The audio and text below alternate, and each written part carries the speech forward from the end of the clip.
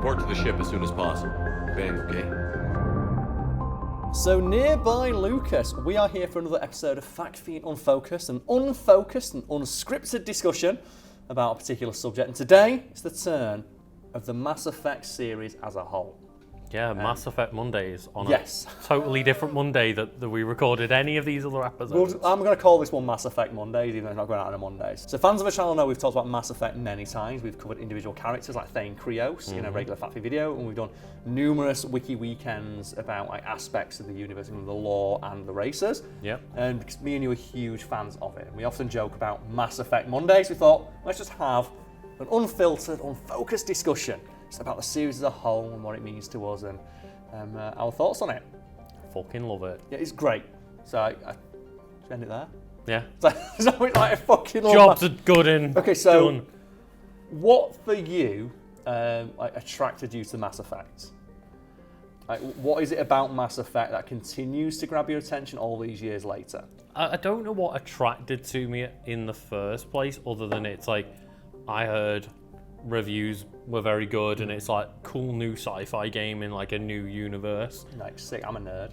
I'm a fucking nerd, yeah. I like sci-fi. So we were both teenagers at the time, so for me it was like you get to bang hot blue alien chicks. Glad you're here. Are you worried there might be terminals you need me to hack? That's not fair. You were dead. I came back. Yes, you came back. And now you'd rather pass time with Miss Lawson and her low-cut jumpsuit. I didn't even know about that, but yeah, like, you know, it doesn't hurt, I suppose. So, you know, as a teenager, as I grew up and I got older, I realised that I don't want to bang a hot alien chick. You want to bang a hot alien dude known as Garrus. Yes, yeah. Yes, I do. Because, like, you know, that role-playing element of RPGs, I think both me and you are in the same boat. We always play femshet. I didn't in my first playthrough, like when I was a younger, teenager, yeah. Yeah, I was a horny teenager, like, I want to bang all the hot, and then you get older, and it's one of those great series where I went back to it when I was older and I got a newfound appreciation for how good the writing is and the world building. And to go back to something that you were as a teenager, like boobs and guns and stuff. But like, I think there's a lot when you're playing as a teenager that we might have...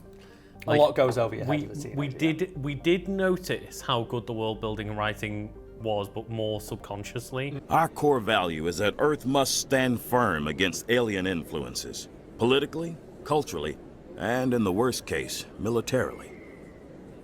But many of your subordinates make this a point of race, not politics. And that's probably what kept me in that world so much and like made me love the Mass Effect universe, because it feels like a universe. It feels like it's full, yeah. It feels like it's lived in. Yeah. And we've made many distinctions between the Mass Effect universe and the Star Wars universe, which in contrast has the illusion of depth. Like Star Wars is like a kiddie pool that's like 4 miles wide. Well, Mass Effect before the first game came out had like an established codex of lore, whereas I don't really think they had that for Star Wars. No, they built everything up around it, and just every aspect of the universe feels like it makes sense. It feels like it's explained. There's so much effort gone to explain every aspect of it, which we've covered in our numerous videos of discussing. And ironically, you can see how BioWare like learnt a lot from working on 2 Star Wars games. Yeah. No, 1 Star Wars game? KOTOR, yes. I think KOTOR 2 wasn't BioWare. I think that was like maybe we Obsidian can or something fact else. check that. So KOTOR 2, double check. That's why we have this here, folks. It is indeed. So Knights of the Old Republic, right here. Publishers LucasArts. No, it was a LucasArts one. Obsidian Entertainment. Obsidian. So it was There Obsidian we go. I did was that one, right. yes. Yes. So Obsidian did that one, but yeah, it's kind of ironic that like the game that they work on before Mass Effect is a Star Wars game. Which Star Wars, and then it's like they realize like, oh well, we could make a much deeper, cooler Star Wars essentially universe. They arguably did, because the Mass Effect universe feels way more expansive, despite and coherent. That's the thing as well, yeah. Like you can say there's all that extended universe shit about Star Wars. None of it's coherent. They don't have like a Star Wars Bible. They have a Mass Effect Bible. And I think it's a really clever, ironically, it's a clever like crux to sit on, similar to what Star Wars did, have set it in the middle of a story kind of thing. But it's its own story in its own right, but it sets it in this world where you're like, well, we're finding these artifacts, and like a lot of sci-fi does this. Like mysterious precursors objects. that we don't know about, like the Forerunners in Halo and stuff like that. What came before humanity? Right, and that's a lot of sci-fi is exploring concepts that are quite broad and quite deep and philosophical. Like what did come before humans? What does humanity mean? In relation to this wider universe, and the idea of humanity discovering that in the grand scheme of things we don't matter. And that's kind of why I really get annoyed in Mass Effect 3 when you're like, no, fuck the council at the end of Mass Effect 2. Yeah, absolutely fuck them. But then you come back and it's like, well, humans are the most important thing in the universe now. And it's like, it goes against what sci-fi as a whole tries to solve, which is human squabbles and the problems that we have. Because it's something in the first Mass Effect game. If you go into the Codex, which I spent many an hour in, they talk about Earth being it's a post-scarcity society. The home world and capital of humanity is entering a new golden age. The resource wealth of a dozen settled colonies and 100 industrial outposts flows back to Earth, fueling great works of industry, commerce, and art. The great cities are greening as arcology skyscrapers and telecommuting allow more efficient use of land. For the most part, it's very Star Trek in that way of the discovery of the Mass Effect relay advanced human technology to such an extent where we were able to lift billions of people out of poverty.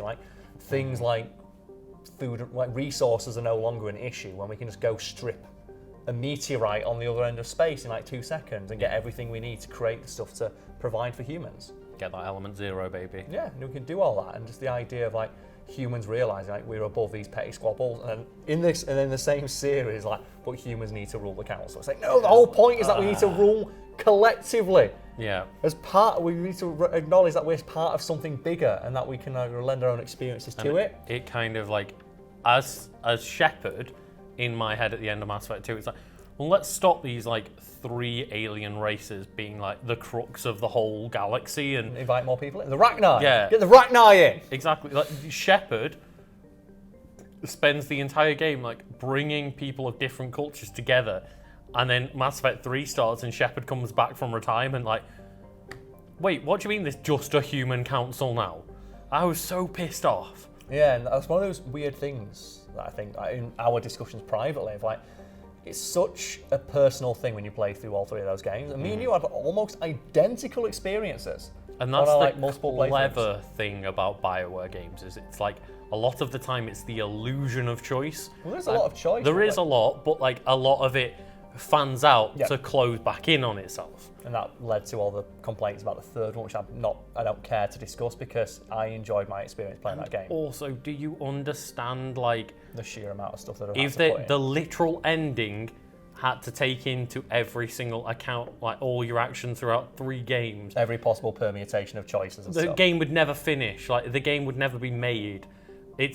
I think the thing that people didn't understand necessarily about the marketing of Mass Effect 3 is they were saying the choices in the first 2 games will matter and conclude in the 3rd game, which a lot of them do. A lot of the payoff is within the side stories of Mass Effect 3. Yeah, and the ending never really mattered to me. No. I cared more about what happened to my crew. That's the thing about it's a problem that's the scale of a story is universal, but most of the impact came from the interpersonal stuff. It's why the best bit of DLC in that entire game is the party. Exactly. Where it's just you get to hang out with your crew and have a bit of closure with every member, and that's a more satisfying conclusion. I don't care about the ending at that point. Almost argue that the ending would have been better if they didn't give us the illusion that it was a choice and if they just said it will conclude the story of Mass Effect. Yeah, it just being a different coloured laser for every ending is bad, but if it was just all of the storylines and choices you made will conclude in 3, and then the ending is what we've decided, I would have been happier, I think, with. Yeah.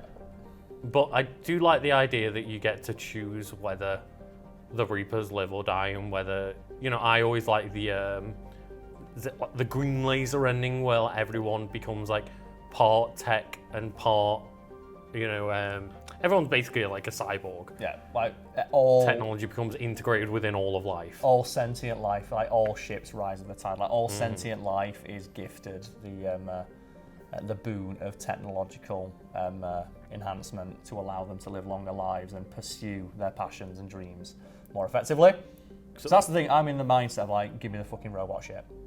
Give me the robot, like, give me the goo, I don't care. Yeah. Like, anything to prolong life. It's like, humanity is a concept, I don't give a fuck. Make me, like, the perfect human being. If you can put, like, give me, like, a fucking weird, like, I was about to say exoskeleton, like... Give me as much robot shit as you want. Just, yeah, give me this crazy upgrade so that, like, Lucas 2.0 can actually happen.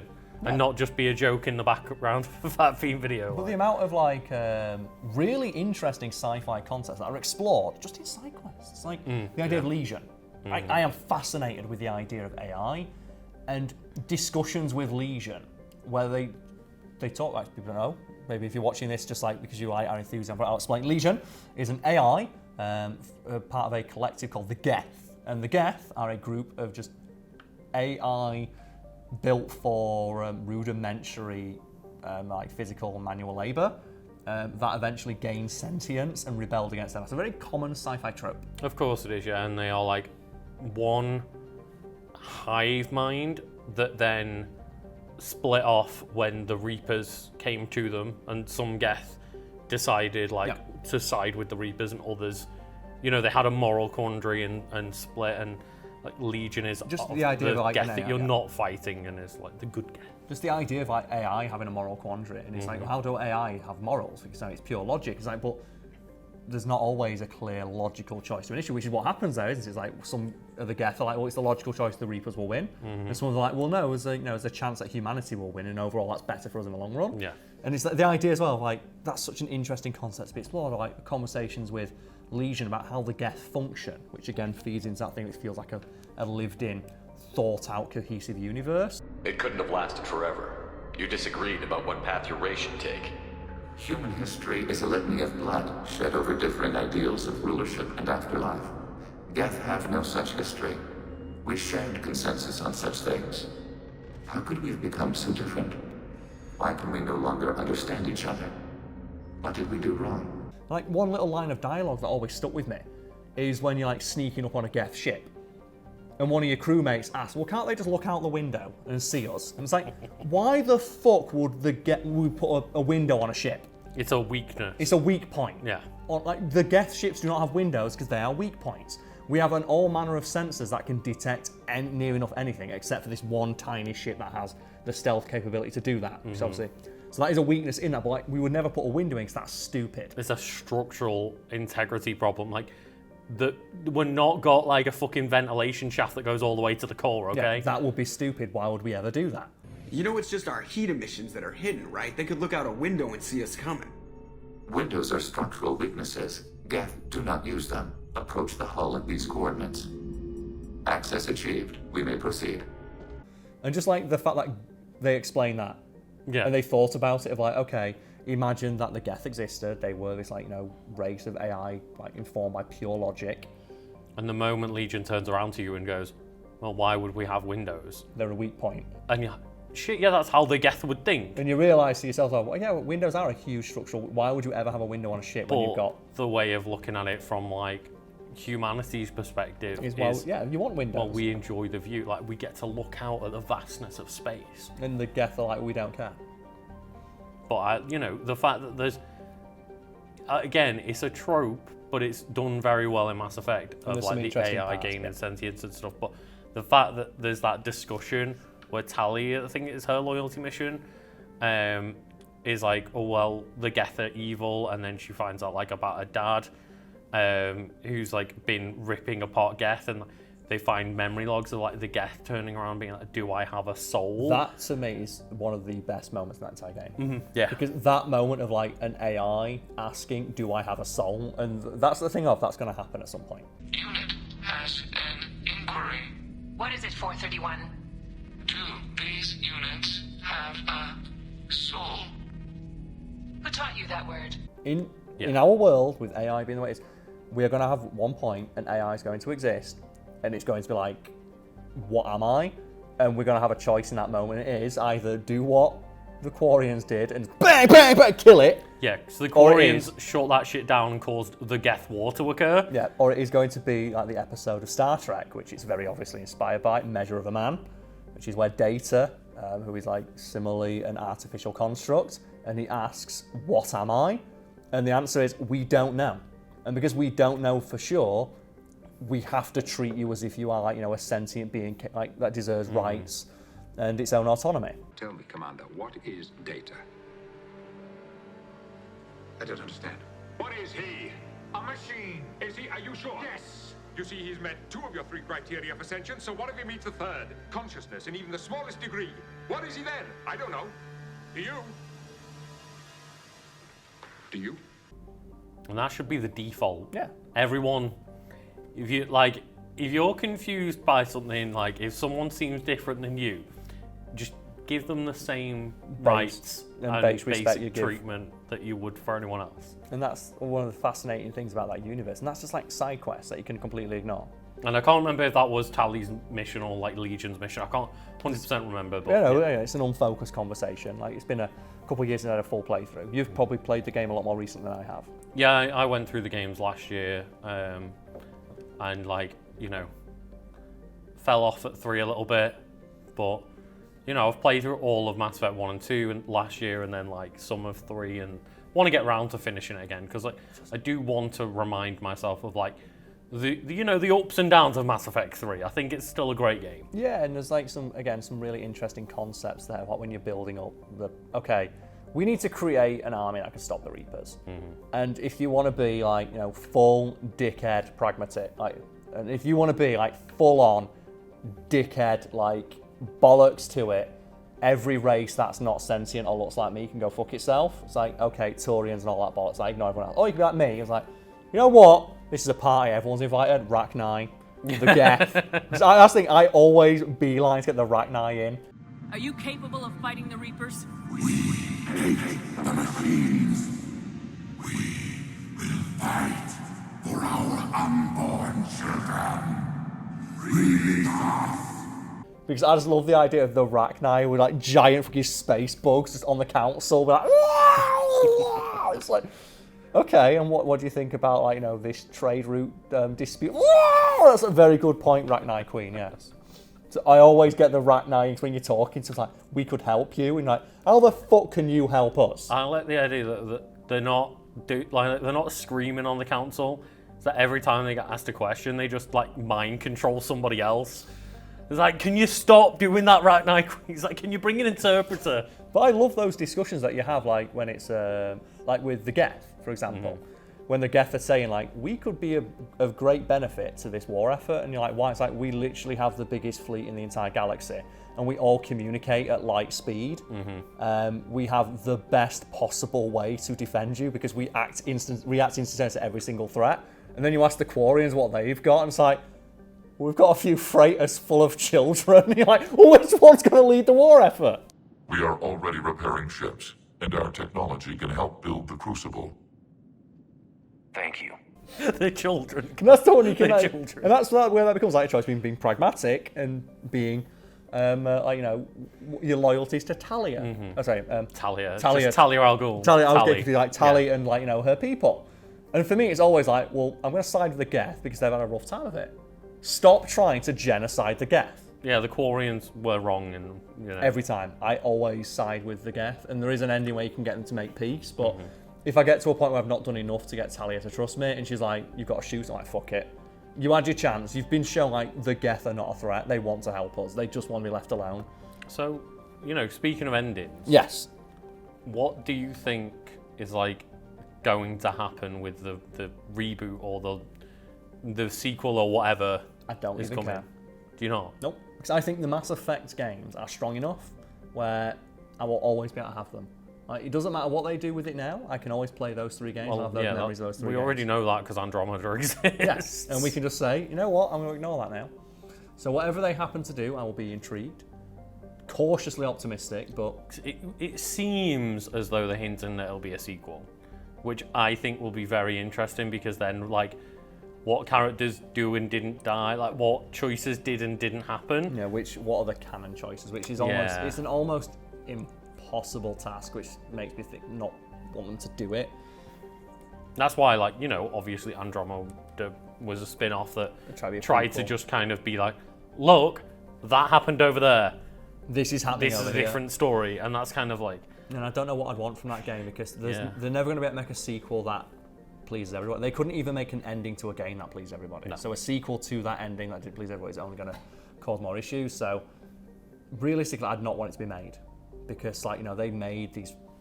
But I do want more Mass Effect. I do want more, but at the same time, I don't want them to ruin it. Like, so that's what happened with Star Wars, isn't it? How many people, for decades, like, I want more Star Wars, and we got more Star Wars, like, I fucking hate Star Wars. Stop making Star Wars. As long as we're not getting, like, 14 Mass Effect, like, you know, like, the Hanar... No, to be fair, I'd watch the Hanar. I'd watch a Hanar TV the show. Disney Plus Hanar TV show. I would 100... And that's the thing about that universe where there are so many little things I would want to explore more. So I want to be... I would love to go back into that universe, but at the same time, I don't want a story that's a direct sequel. I would just love another story told in the universe. You know what it'd be? That's actually constantly Disney made. Plus. Like, you would get the Hanar TV show that we like, but you'd also get, like, the 16 episode season of the journalist that got punched in the face. Oh, man. She would get a TV show as well. I've had enough of your snide insinuations. Costing hundreds. I've had enough of your disingenuous assertions. We can. I've had enough of your tabloid journalism. Ha! You want some? Well, with that in mind, let's bring the discussion to, like, just know more of the gameplay, rather than, like, you know, the wider universe itself. Okay, so there are a few choices that I think everyone makes in Mass Effect. Okay. And, like, you know, when everyone goes Renegade, everyone goes Paragon, and one of them is punching that journalist. Everyone does it. I've never met a single person who plays Mass Effect who does not punch that journalist. Because fuck him. Did you push the guy out the window? That's the question. I can't remember that choice. I can't remember. I think it might be Miranda's loyalty mission. There's a guy stood just like giant glass pane window behind him, and he starts griefing you. Just the red trigger comes up, and you're like, I've got nothing more to say to you. If you shoot me, my teeth. Okay, so is there any, like, Paragon or Renegade choice that stick out in your head? Like, obviously the punching the journalist one is, like, the forever the classic. That one pushing the person off the building is another good one. Find it interesting in the mission where you recruit Morden, of, like, choose to heal the, it's like the blood something clan. There's, like, a guy that's dying on the floor, and you can choose to, like, give him the medicine or watch him just die on the floor. I always thought that was an interesting one, because, like, you're trying to recruit this doctor that's trying to help everyone, and then you're just there like, oh, let him die. It's like, one's for me is like when you're broing out the Garrus and you get, like, the Renegade choice to just absolutely fucking annihilate you in that shooting competition. Oh, when you get... Because he's trying to get his confidence back as a sniper, and you can... the fact that it's a Renegade choice to fucking annihilate him in the... Like, BAM! If anyone doesn't know, he's trying to get his confidence back, and then it's like target practice, and there's just a choice to, as Shepard, absolutely, like, destroy his score on the target. Like, just crush it and, like, you know, demoralise him. And the fact that that's presented as, like, a bad choice because, you know, you're trying to help your teammate, and I always pick that one. Because, like, Garrus is like, oh, you beat me. It's like, fuck you, that's why I'm Commander Shepard, that's why I'm in charge. That's true. I'm always a bit of a softie when it comes to my crew. I am a bit, but there's sometimes where you've got, like, you know, you've got that firm hand. Especially with fucking Miranda and Jack. It's just like, shut up. Because I get over it. I don't know if I told you that, like, this before, but first time I played through Mass Effect 2, I was trying to, you know, 100% it all and everything. Get everything, as everyone does, yes. You know, everyone, like, on board with me as the suicide commander mission and stuff. has to end with everyone surviving, which is a testament to the quality of the game. Well, I was playing, like, because the sad part about RPGs with morality systems is, like, you've got to be one or the other. Lean into one or the other, which is I didn't do on my first playthrough. I was like, I just went with the flow of whatever felt good at the time. Yeah. Which meant that I was, like, on about 70% on both sides. And then when Jack and Miranda fell out, I had done every single mission in the entire game. You did not have the ability to do it one way or the other. Still had to go in with them having fallen out because I never got enough Paragon or Renegade. Because when I figured it out and Googled, like, how I meant to fix it, like, the options grayed out on both sides. It's like, you need, like, 80 on one side or the other. And then I just leaned into, like, one the entire way for the rest of the playthrough. Because sometimes you feel, and that's the thing, it's like, it's frustrating, but it does show you that there's not always a perfect solution. So like, playing the way you did meant there was no perfect solutions. And the perfect way to solve these issues might not be the way you play. So I get it from that point of view. Gutting as a player, but it's like really good mechanic because, as you say, like life's not always fair. There's not always a perfect choice, but the perfect choice shouldn't have been that you have to lean hard into being either the perfect person or a knobhead. Yeah, and it is good that you can be kind of both, because I think both myself and a you tiny bit, yeah. We always play largely Paragon, but largely Renegade. Oh, you play. Oh, do you play largely Paragon? I go largely Renegade, but a pragmatist. So I'm nice to everyone if the situation calls, because I don't want to make any waves. But if there's an issue that needs to be solved, I'm not going to pussyfoot around it. Yeah. It's like, okay, I'm not going to like sugarcoat shit. The universe is in danger, but I am going to, try and make the morally correct choice to me to alleviate, suffering of others. I'm not going to let people die unnecessarily, but I'm also not going to be nice to people. Yeah, I'm similar, but I think got shit to do. I'm nice to my crew.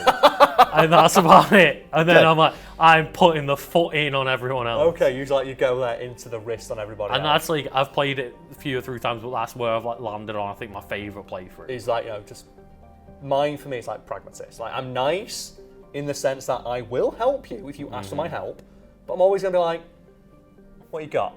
How deep are them pockets? It's like, well, I've got a few credits. It's always like... Push them a bit further. Just a bit like, I am saving your life. Yeah. You've got... And I am... the universe is on my shoulders. Come on.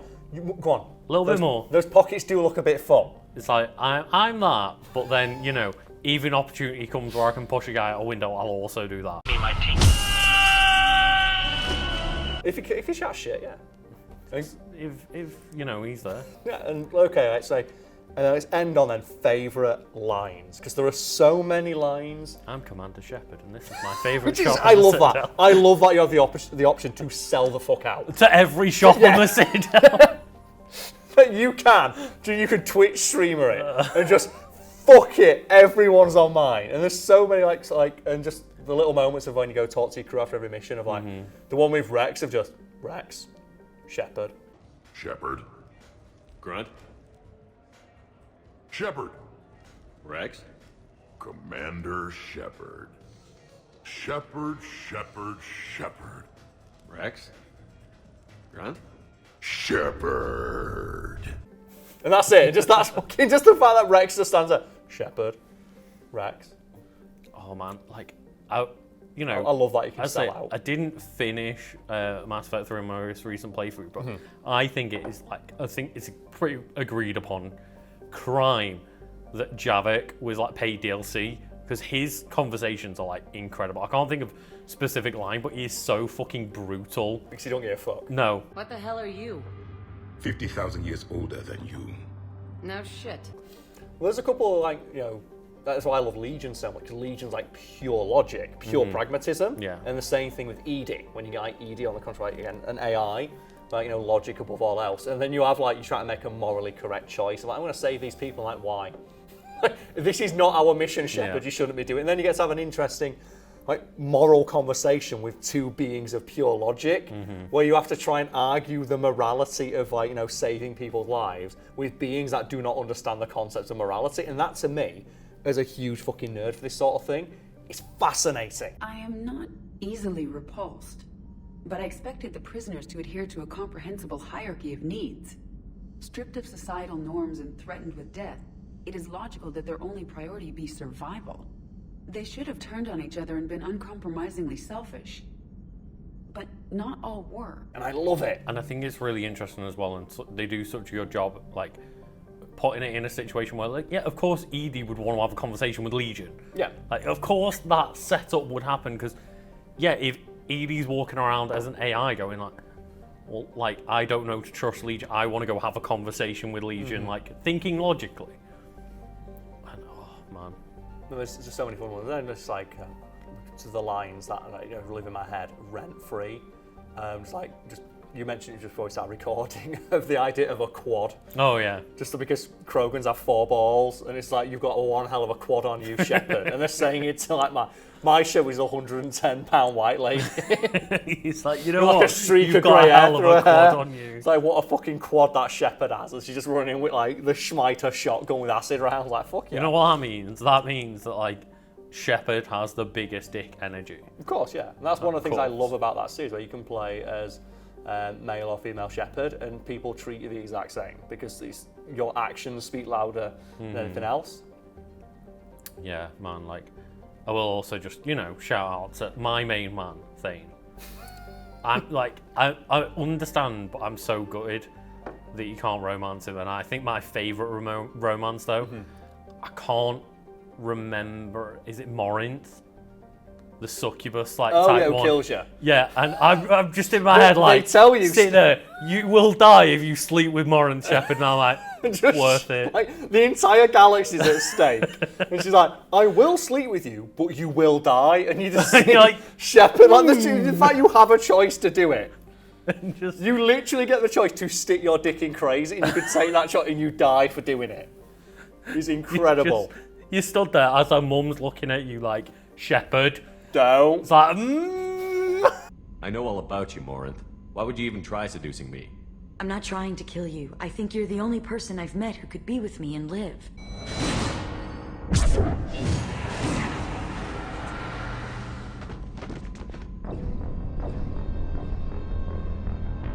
And that's why I love, like, the memes that came about as a result of all that stuff of, like, we'll bang okay. Are you familiar with that?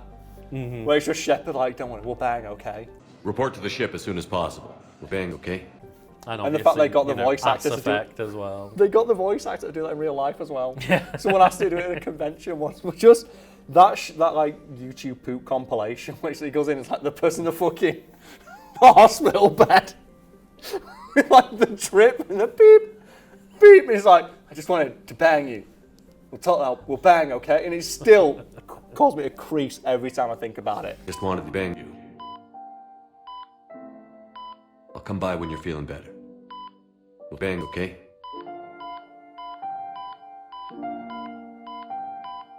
I'll fuck you soon. Oh, dear. Just the fact that Shepard can be like, don't, Shepard, don't stick your dick in that blender. And he's like, I won't stick my dick in that blender. I'm gonna do it. So, well, I won't know that the galaxy's over and destroyed by the Reapers if I'm already dead, so... It's fucking great. Play Mass Effect.